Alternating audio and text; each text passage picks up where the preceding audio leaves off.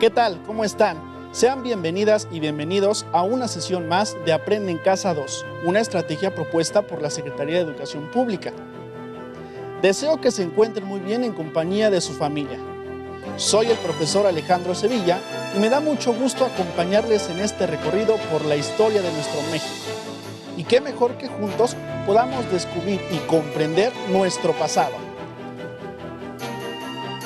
Seguramente recordarán que la historia es la memoria de los pueblos y su conocimiento nos ayudará a saber cómo era antes, cómo se ha transformado y cómo es ahora nuestro país.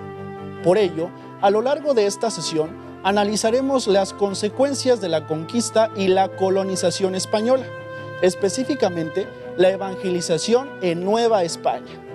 ¿Se han preguntado cómo fue el proceso de evangelización? ¿Y cuál es su herencia cultural? Es evidente que la conquista de Tenochtitlan fue el parteaguas para la apertura de nuevas costumbres y tradiciones. Además, sentó las bases para el nacimiento del virreinato de Nueva España. Y bien, antes de iniciar quiero recordar que el lavado de manos, mantener la sana distancia y usar el cubrebocas correctamente al salir de casa ayuda a prevenir el contagio del coronavirus.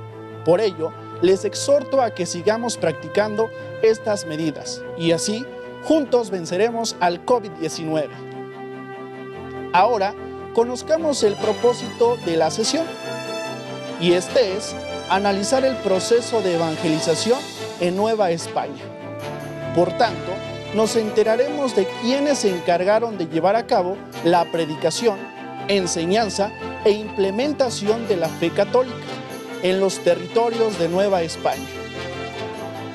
Además, revisaremos la labor de algunos misioneros que se caracterizaron por denunciar los abusos cometidos por los españoles y ser considerados símbolos de protección para los indígenas.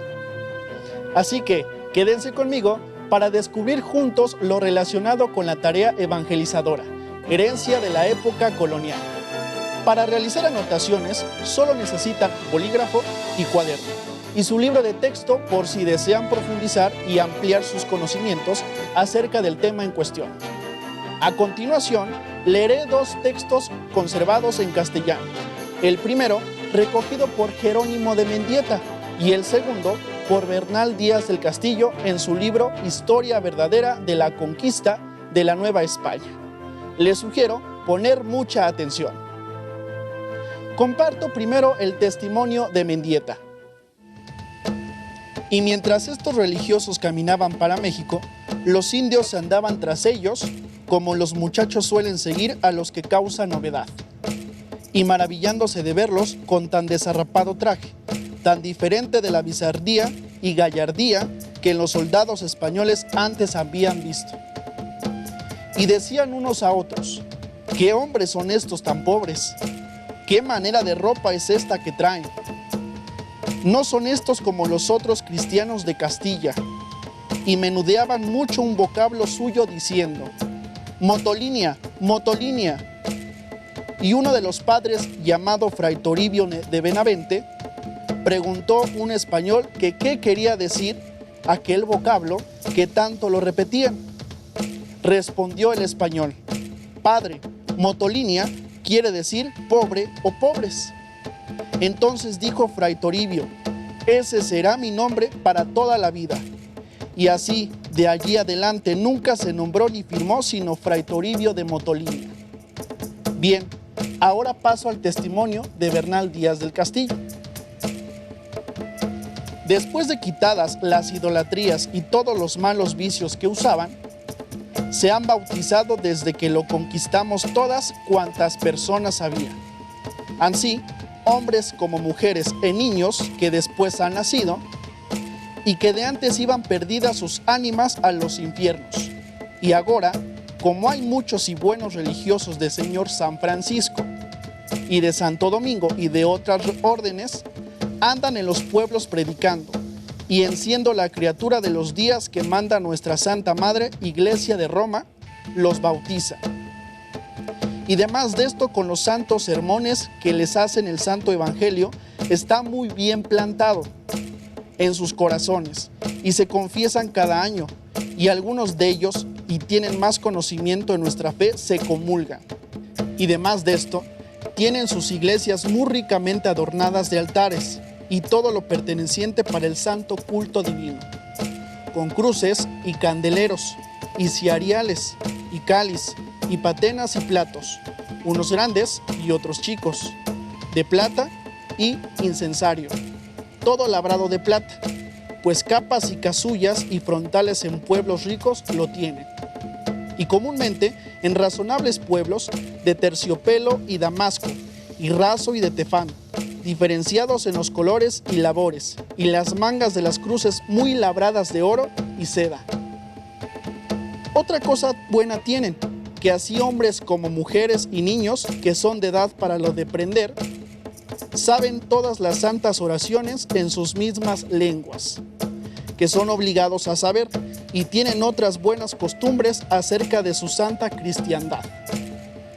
Que cuando pasa cabe un santo altar o cruz abajan la cabeza con humildad, se hincan de rodillas y dicen la operación del Pater Noster, que les mostramos los conquistadores. ¿Qué tal? Interesante, ¿cierto? Quizá hubo algunas palabras que nunca habían escuchado. Si fue así, los invito a indagar su significado.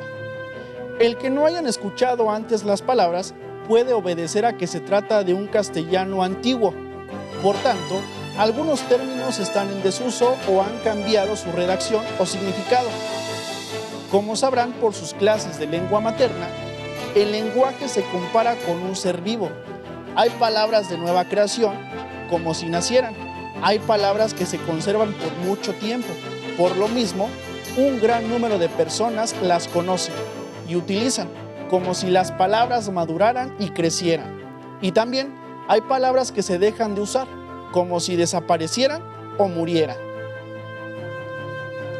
Regresando a los testimonios que leí, seguro se percataron que comparten mucha información. La primera relacionada con las impresiones de sorpresa generada en algunos indígenas al contemplar el comportamiento de los primeros franciscanos en Nueva España. La segunda refiere a la percepción de un conquistador ante el proceso de evangelización de los indígenas. Ahora, los invito a reflexionar con las siguientes interrogantes. Imaginen, ¿cómo creen que los religiosos católicos trataban a los indígenas? ¿Cuál consideran que era la reacción de los indígenas cuando los frailes se referían a sus antiguos dioses como demonios?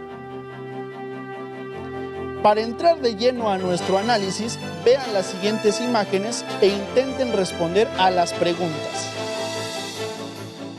¿Cuántas personas identifican en el mural? ¿Cómo están vestidos? ¿Qué suponen que están haciendo?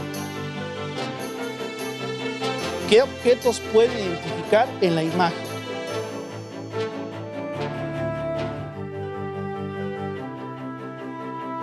¿Quiénes están ahí? ¿Qué actitud muestran? ¿Qué objetos observan? ¿Qué creen que represente la imagen?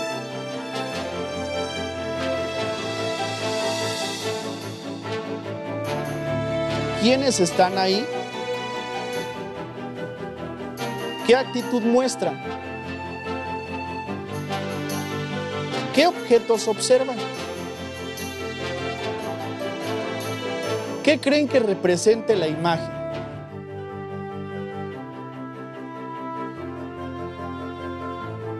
¿Qué observan en las imágenes?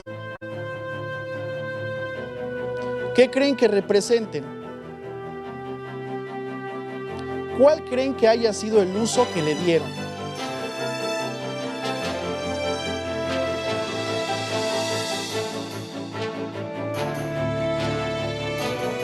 ¿Qué creen que representa la imagen?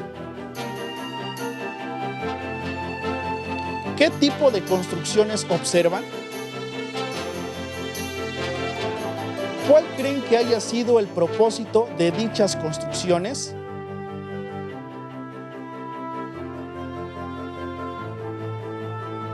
Como seguramente ya saben, tras la caída de la Gran Tenochtitlan, el ejército vencedor, encabezado por Cortés y los españoles, ocupó el lugar que los mexicas tenían en el liderazgo mesoamericano. Para muchos pueblos de la región, no resultó extraño entregar tributos a los nuevos conquistadores, pues ya lo pagaban a los integrantes de la Triple Alianza. Ante el sometimiento español, la mayoría de los indígenas fueron obligados a renunciar tanto a la veneración de sus dioses como a la realización de ceremonias rituales. Este posiblemente resultó más complicado. Por tanto, los conquistadores emplearon prácticas violentas e incluso sangrientas. Algunos otros pueblos, principalmente inconformes con los mexicas, decidieron aliarse con los españoles. Esto implicaba la sumisión al rey de España y la aceptación del cristianismo como religión única y verdadera. Para conocer un poco más acerca del proceso de conquista espiritual, veamos el video Evangelización y manuscritos en lenguas indígenas. Consumada la conquista militar de los pueblos indígenas, la corona española tuvo una gran preocupación: la evangelización del nuevo territorio como una forma de consolidar su dominio a través de la tradición católica y el conjunto de ideas, sentimientos y costumbres que la integraban. La evangelización de la Nueva España resultó un poco más ordenada y metódica a partir de 1524, año en que llegaron los primeros misioneros franciscanos, mejor conocidos como los 12. A ellos se sumarían más tarde agustinos, dominicos, jesuitas y mercedarios.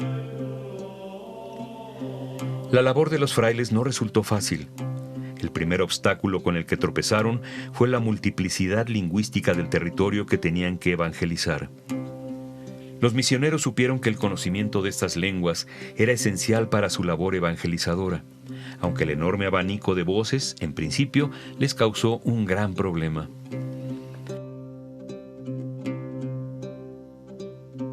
Los primeros intentos de comunicación resultaron muchas veces infructuosos e incluso cómicos, como la predicación mediante señas, que solo traía más confusiones.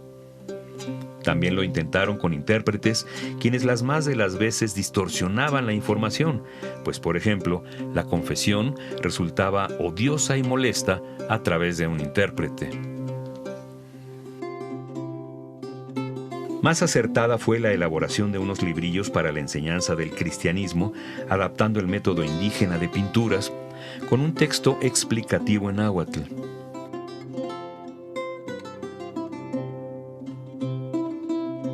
Hoy día, estos manuscritos son conocidos como catecismos testerianos, en honor a Fray Jacobo de Testera, a quien se le atribuye su invención.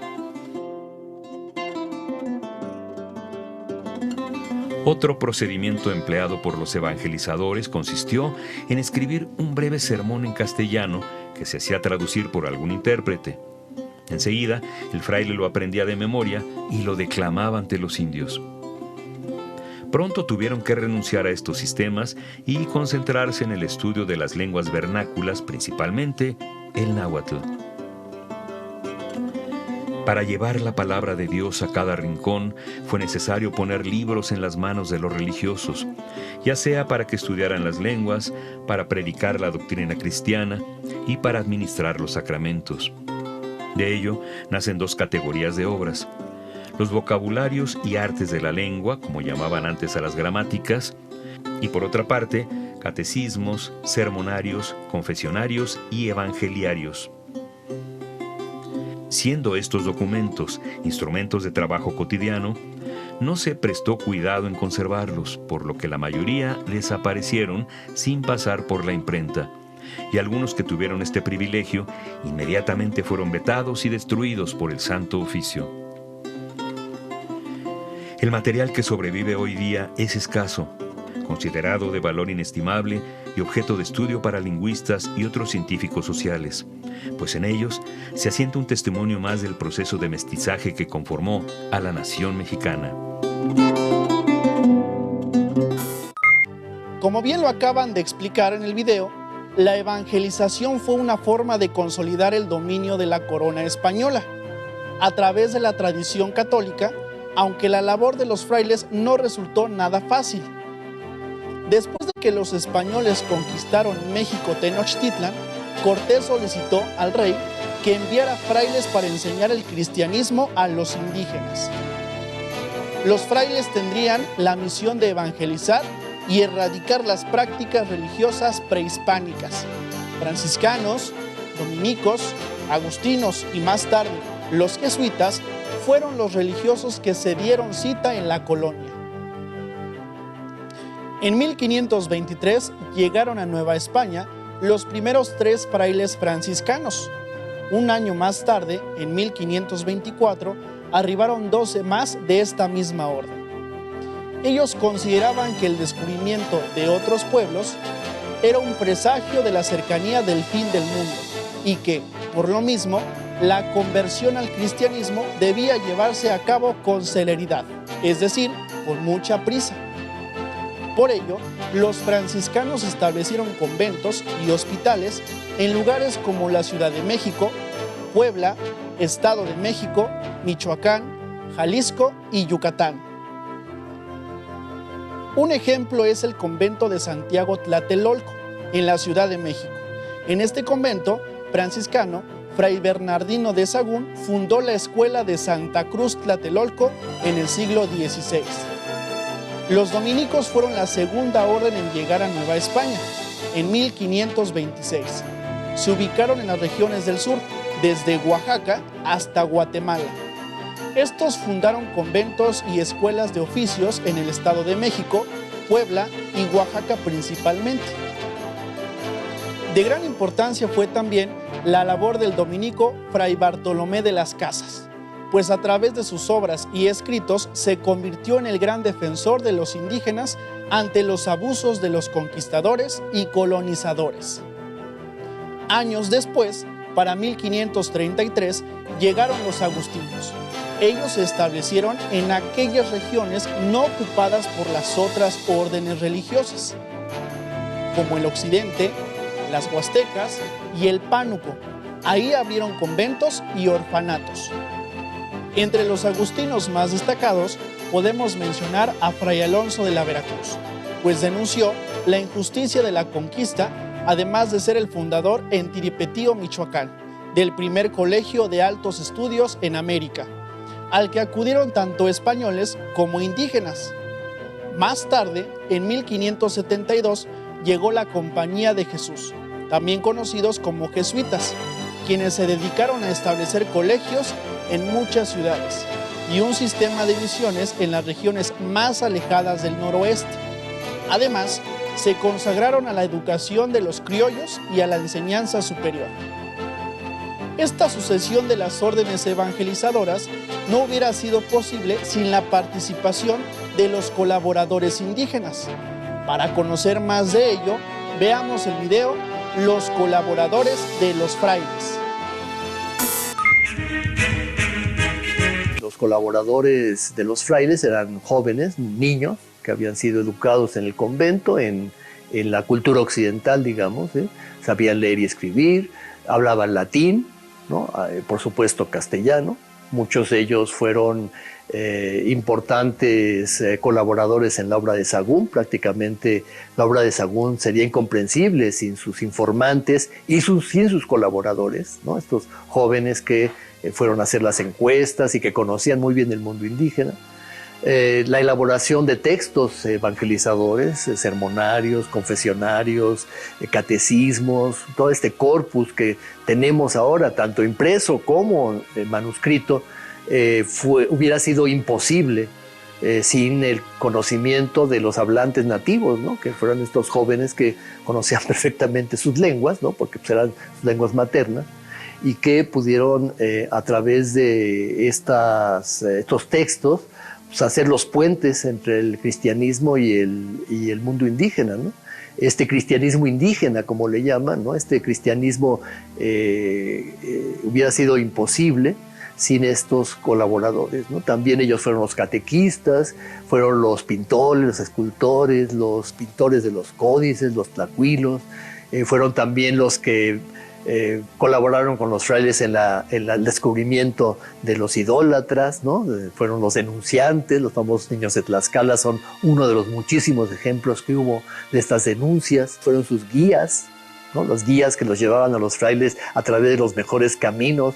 Muchas veces los frailes lograron todo lo que pudieron lograr gracias a la ayuda que tuvieron de los caciques, ¿no? De Machicatzin, el cacique de Tlaxcala, de Izlizóchitl, el cacique de Texcoco, del Calzónzin de Michoacán, ¿no? Don Francisco Tanganchuan. Toda esta colaboración parecería que no existe, ¿no? Y que los frailes hicieron todo, ¿no? Los frailes fueron 4 gatos. Hubiera sido imposible, ¿no? Que 12 frailes o 15 o 50 hubieran hecho esta labor extraordinaria, ¿no? A pesar de todos los problemas y los bemoles y los sincretismos, fue una labor de veras de transformación, y eso no hubiera sido imposible sin los colaboradores.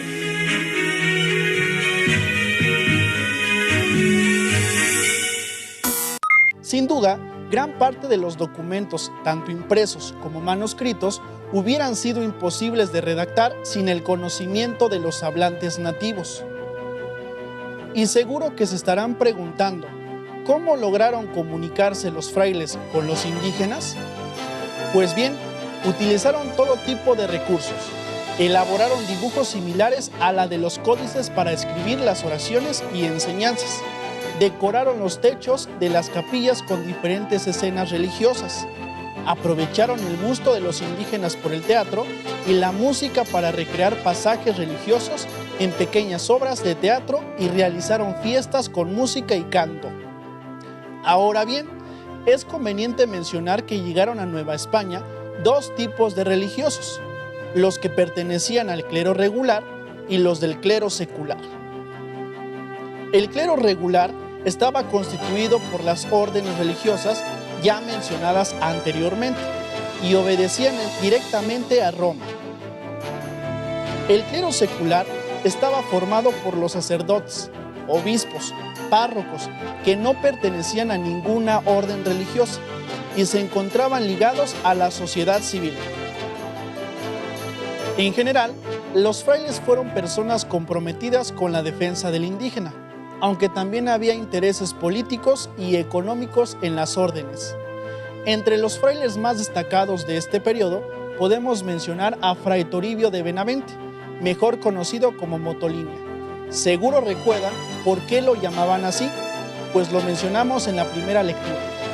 Fray Juan de Zumárraga, primer obispo de Nueva España, y Fray Bernardino de Sahagún, quien dejó uno de los más importantes testimonios de la historia, costumbres y tradiciones de los indígenas en su obra Historia General de las Cosas de Nueva España, una de cuyas versiones es conocida como el Códice Florentino, elaborado en el Colegio de Santa Cruz, Tlatelolco.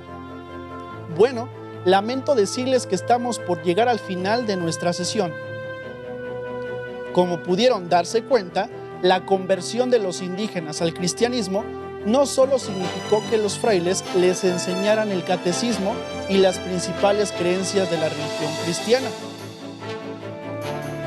El proceso de evangelización también supuso la transformación de muchas costumbres cotidianas, como fue, entre otras, la implantación del matrimonio cristiano y que los indígenas empezaran a cubrir ciertas partes de su cuerpo con ropa.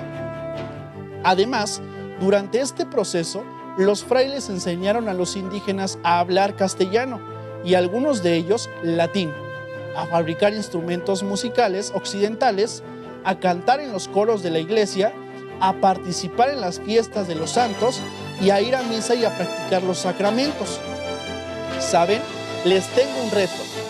En una breve historieta de solo 4 viñetas, intenten explicar el proceso de evangelización en Nueva España.